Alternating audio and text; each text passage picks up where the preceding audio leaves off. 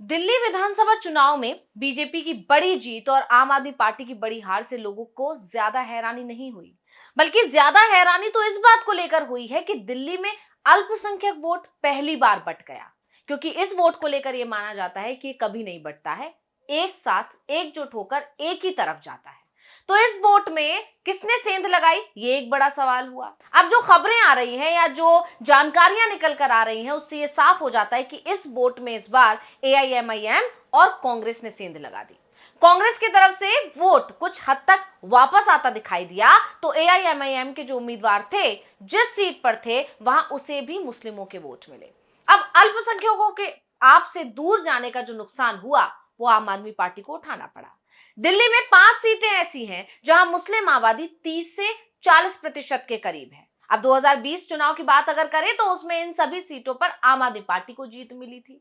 यानी जो मुस्लिम बाहुल्य सीट थी, वहां पर आम आदमी पार्टी ने जीत का परचम लहराया था। लेकिन इस बार क्योंकि मुस्लिम वोट बंट गया और मुस्लिम वोटों के बंटवारे के चलते ही यहां पर बीजेपी ने बाजी मार ली और दिल्ली के चुनाव नतीजे पूरी तरह बदल गए।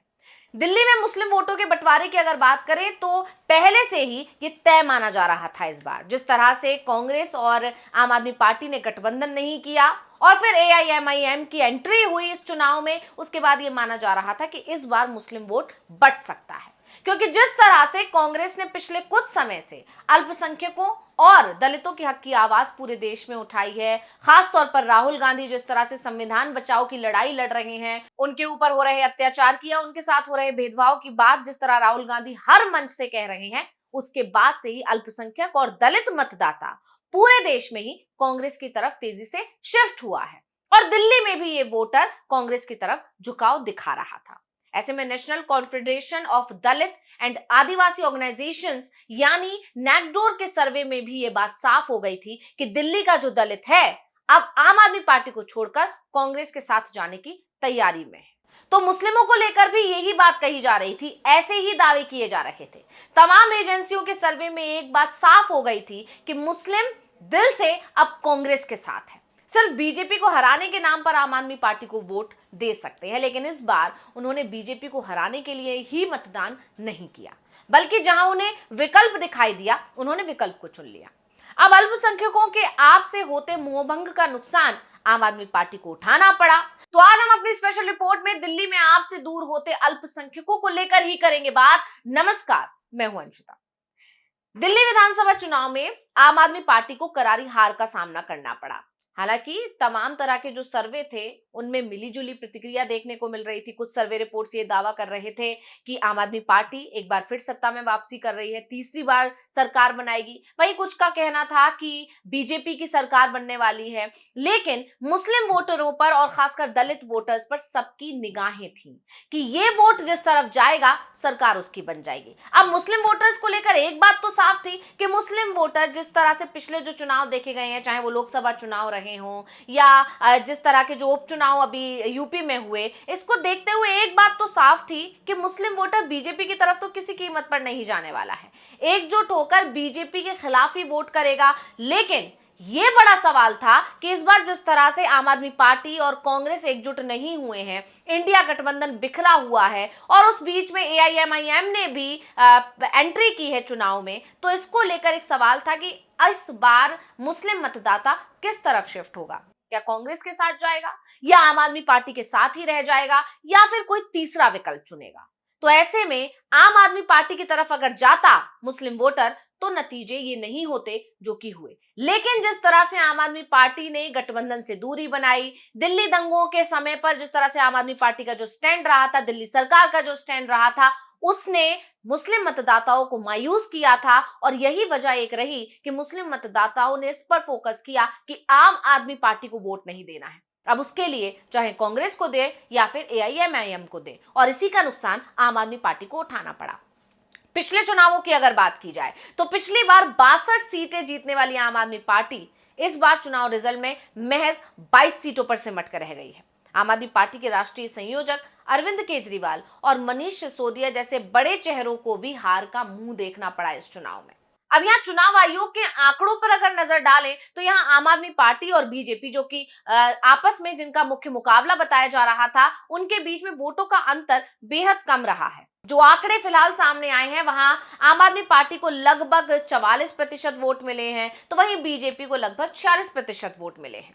हालांकि 2% से भी कम वोट का अंतर सीटों के लिहाज से ये बहुत बड़ा हो जाता है। यानी कहने को तो मात्र 2% और 3% का अंतर दिखाई दे रहा है, लेकिन जब सीटों की बात आती है तो ये अंतर बहुत ज्यादा बड़ा हो जाता है। और इसी का फर्क ये हुआ कि बीजेपी यहां 47 सीटें जीतकर पूर्ण बहुमत के साथ सरकार बना गई। अब यहाँ पर इसके साथ ही कई सवाल ये खड़े होने लगे कि आखिर आम आदमी पार्टी की हार के फैक्टर्स क्या हैं?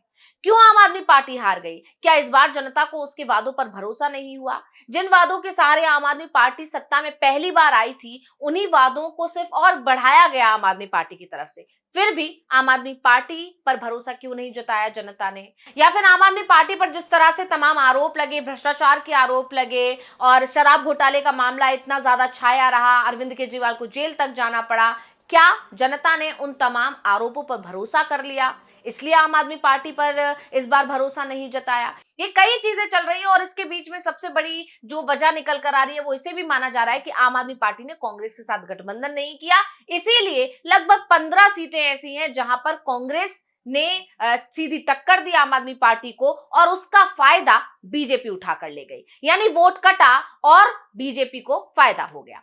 अब आपकी इस हार के लिए कई फैक्टर्स को जिम्मेदार ठहराया जा रहा है। कुछ जानकार जहां इस बार के चुनाव में कांग्रेस की तरफ से टफ फाइट को जिम्मेदार बता रहे हैं, तो वहीं कुछ लोग इस बार अरविंद केजरीवाल की पार्टी के प्रति जो मुस्लिम वोटर्स का मोह भंग हुआ है उसे जिम्मेदार बता रहे हैं। ऐसे में सवाल जो लगातार उठ रहा है वो यही है कि क्या सच में आपकी हार के लिए मुस्लिमों का उनके प्रति मोह भंग ही जिम्मेदार है? चलिए अब आंकड़ों को समझ लेते हैं। तो 40% से ज्यादा मुस्लिमों वाली सीट का हाल क्या है वो आपको बताते हैं। दिल्ली की 70 विधानसभा सीटों में से 5 ऐसी सीटें हैं जहां मुस्लिम वोटर्स की संख्या 40% या फिर उससे ज्यादा है। इनमें अगर बात करें तो ओखला है, एक सीट है मटिया महल, एक है बल्ली मारान, चांदनी चौक और सीलमपुर सीट इसमें शामिल है। इन सीटों के रिजल्ट्स पर अगर नजर डाली जाए तो इन सभी पर आम आदमी पार्टी के उम्मीदवारों को ही जीत मिली है या फिर आम आदमी पार्टी ने बड़ी बढ़त बनाई थी।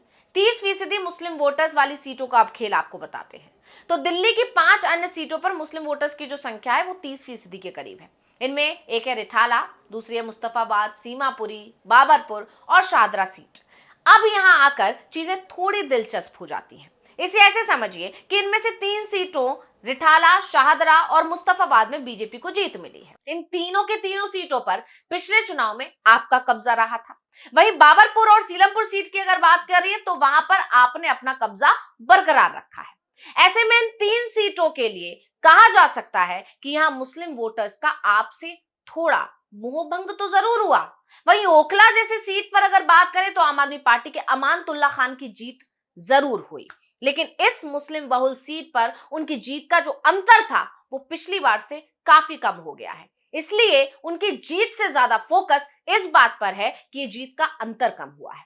अब इस बार वहीं असदुद्दीन ओवैसी के AIMIM के उम्मीदवार शिफाउर रहमान को 38,000 से ज्यादा वोट, यानी इन आंकड़ों को देखकर यह साफ हो जाता है कि मुस्लिम वोटर्स को अपने पाले में करने में अरविंद केजरीवाल इस बार काफी फेल साबित हुए और इसी का नतीजा ये रहा कि अरविंद केजरीवाल को मुस्लिम वोटरों की नाराजगी का खामियाजा भुगतना पड़ा और इसका जो फायदा हुआ वो बीजेपी उठा ले गई।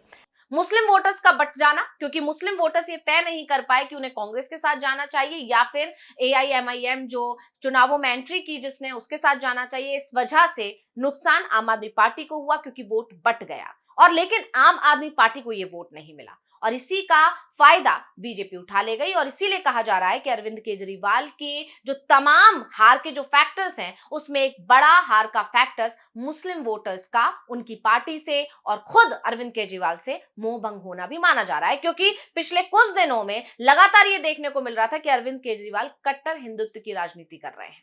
अब जब चुनाव के नतीजे आ गए हैं और जिस तरह से उन्होंने चुनाव के दौरान या चुनाव से पहले इंडिया गठबंधन से दूरी बनाई थी, जिस तरह से वो लगातार ये बात दोहरा रहे थे कि ये जो चुनाव है वो इंडिया गठबंधन का नहीं आम आदमी पार्टी का चुनाव है, तो इसके बाद जब उन्हें हार मिली है, खुद वो अपनी सीट नहीं बचा पाए हैं, उसके बाद से लोग अब ये भी कह रहे हैं कि अब ये समय आ चुका है कि अरविंद केजरीवाल को ये तय कर लेना चाहिए कि वो सेकुलर नेता हैं या फिर कट्टर हिंदू। तो रिपोर्ट आपको कैसी लगी हमें कमेंट करके अपनी राय जरूर दीजिएगा। इसी के साथ मुझे दीजिए इजाजत। देखते रहिए DV लाइव। नमस्कार।